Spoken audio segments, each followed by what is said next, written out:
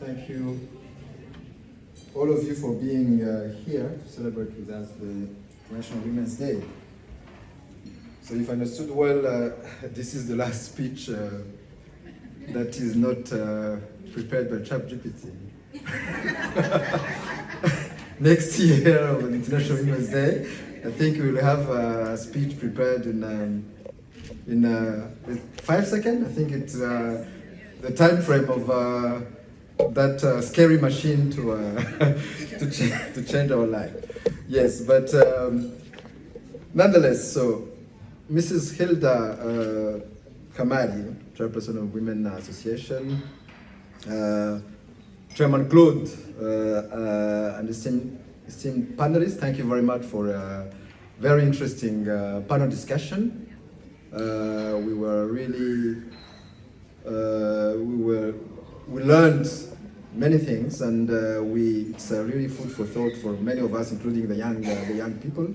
We didn't have enough time to discuss, to have a discussion, a thorough discussion, interaction with the public, but I hope that this will continue as we go on with the celebration. So it's of course with great pleasure that I join you and all those who came before to welcome you on this important occasion as we are gathered here to mark the annual celebration of the International Women's Day, which, as you know, is celebrated on 8th of March. But the whole month of March is dedicated to the celebration of Women's Day, Women's Rights, and we chose this day, of course, because it's a weekend where we can get people, members from the community, from different corners of the Netherlands.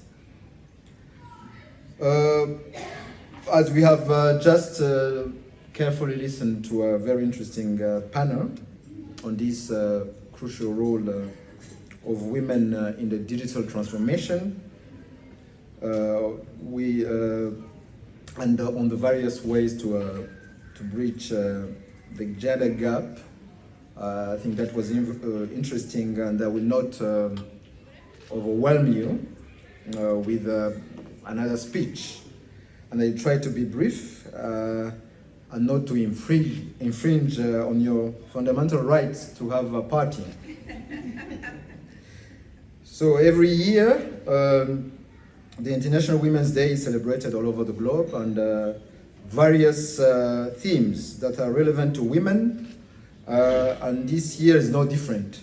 The theme for 2023 is, as you can see on the screen, is digital innovation and technology for gender equality. Therefore, this day provides us with a wonderful opportunity to reflect on the journey towards ensuring the inclusion of women and girls in ICT and innovation, which constitutes a key sector for the world at large and for our country in particular. For Rwanda, of course, we are known for our achievements and efforts in women empowerment, but also in ICT and digital transformation. So mixing the two to have women in innovation and digital transformation is really important. But as it was discussed in the panel discussion, I think the journey was and is still long, because in the past, we know in our history that women's right, women's empowerment was something that was almost unknown in our country. So we had to really have a political will. The government of Rwanda had to have a political will, really to empower women.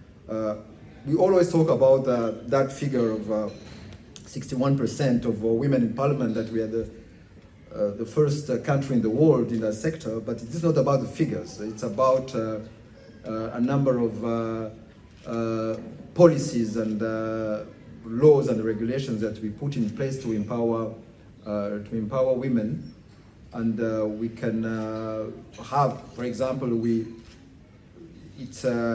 those who are young, who live in this country, know that for inheritance or succession, it's the children who inherit from their parents on equal footing. But in Rwanda, it was not the case. In Rwanda, as you know, we only boys, sons, were inheriting for their parents, because the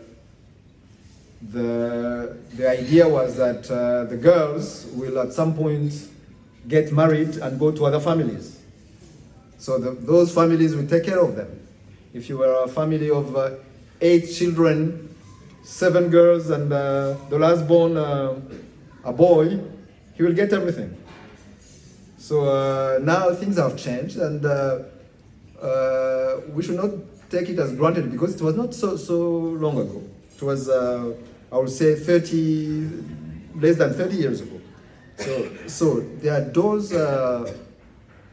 those changes that were made, and also fighting gender-based violence, because gender-based violence was in our society, and it still is as we speak. But several measures were taken to curb that trend. But now we are talking about empowering women in innovation and ICT, and this theme of this year is aligned to the priority theme for the just concluded 67th session of the UN Commission on the Status of Women, the CSW, which was held this month in New York. And the theme was innovation and technological change and education in the digital age for achieving gender equality and the empowerment of all women and girls.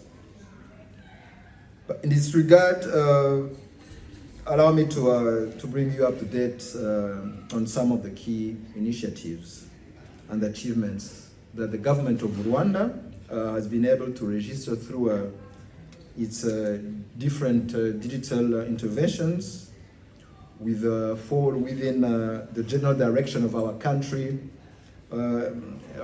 especially the blueprint economic documents that we have currently, which is the National Strategy for Transformation, NST1, and the Vision 2050.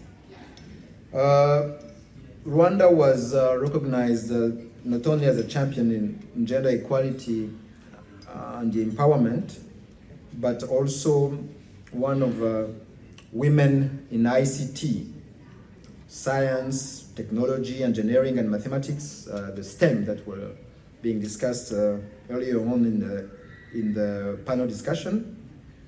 And this was made possible through the establishment of necessary infrastructure, such as high-level institutions, coding schools, one laptop per child program, and supporting girls' initiatives in ICT. In Rwanda, according to the census, population and housing census that was conducted last year, and which results were published during the National Umushyikirano Council of this year. Women are a majority in Rwanda with 51.5%. They are still a majority in primary and secondary education, but when it came to university, there is a gap where we have more men than women in university. So this is something that we should work on, because when women are a majority of the population, they should be a majority everywhere, especially in the university. So we should we hope that we will also close that gap. On the international front, Rwanda continues to champion gender equality and has joined, for example, in November 2020, the Generation Equality Forum, the GEF. And we are co-leading in the Action Coalition of Technology and Innovation for Gender Equality. This international platform, so this Generation Equality Forum, seeks to mobilize diverse stakeholders to accelerate the implementation of the gender equality commitments that were made during the 4th World Conference on Women that was held in Beijing, China in 1995. And it sets a 5-year journey to achieve its ambition. Rwanda, as a committed participant and basing itself on its achievements and gaps, will focus on 2 areas for the said 5 years. 5 years from 2021 to 2026. These are bridging the gender gap in digital access and competences, and building inclusive, transformative, and accountable innovation ecosystem.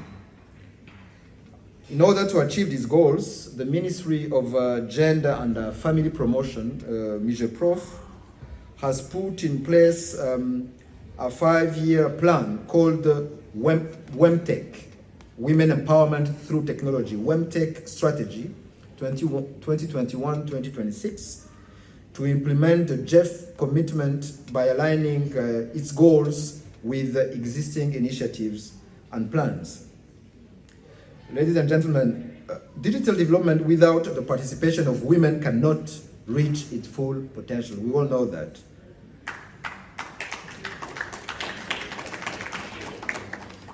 It is a great tool that can be leveraged for better access to education and employment, digital financial services, and access to information, especially for women and girls.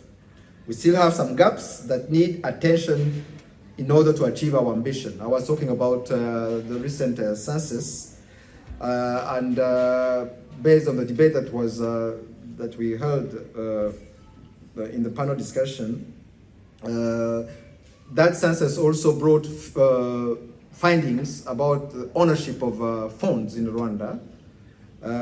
We have the phones, normal phones, and also the smartphones.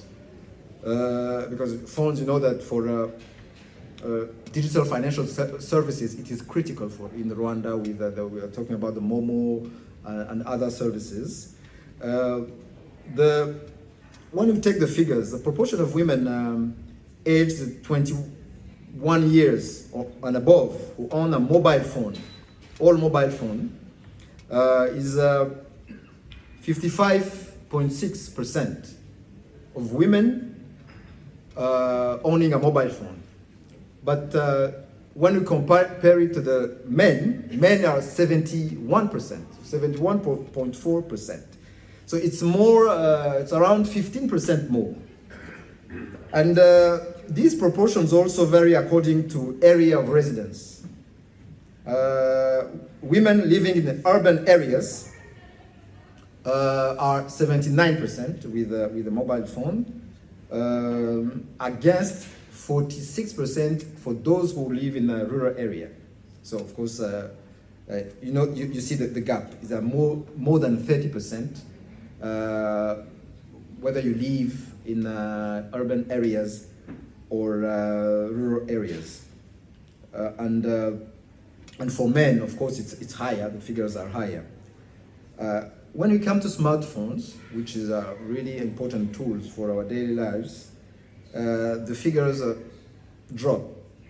We have only 22%, 22.5% of women with a smartphone in Rwanda, compared to 27.5% of men.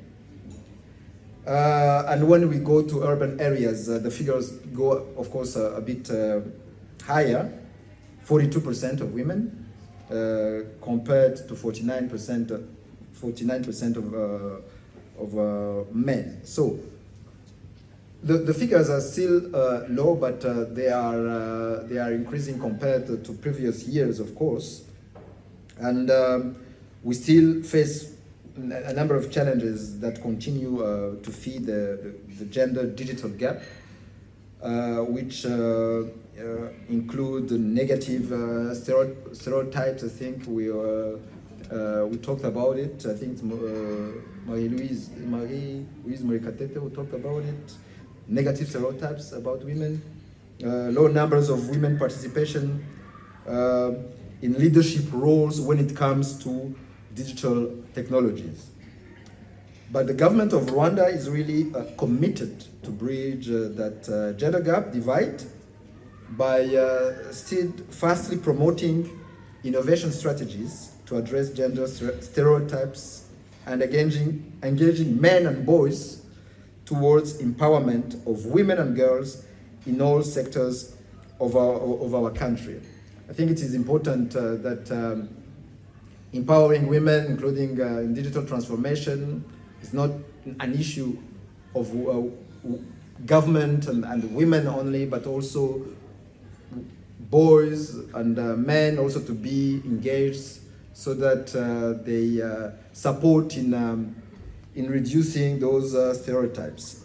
So we believe that as the journey is still long, we have made a number of achievements in the past, but we believe that we will get there, as the government of Rwanda is really committed towards that goal. Once again, I thank you for participating, and I thank the panelists, and I hope that we will enjoy this party. And I would like also to recognize that one of the women who is really one of the leader in her job, I would say, DJ Flo. No, stand up, huh? This is one of the best DJ we have.